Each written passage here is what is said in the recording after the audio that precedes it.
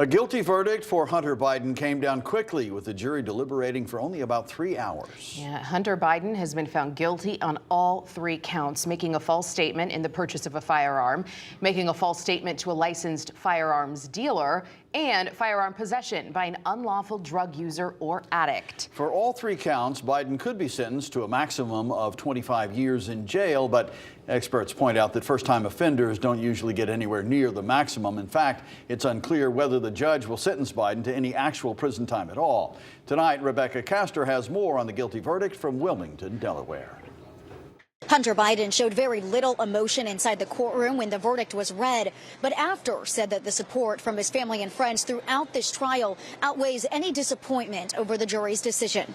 Hunter Biden leaving court hand in hand with his wife and First Lady Jill Biden shortly after being convicted on 3 felony gun charges. Nobody's above the law, no matter who you are. Hunter Biden's defense team was hoping for a sympathetic jury, but they didn't find that in the 12-member panel. Juror number 10 telling Fox, despite having family members who own guns and struggled with drug addiction, the, quote, heart-wrenching decision came down to the facts. Was not politically motivated. Politics played no part in this whatsoever. Special counsel David Wise, who brought the case, says it wasn't about addiction, but the decisions made when the president's son filled out the gun form in October 2018.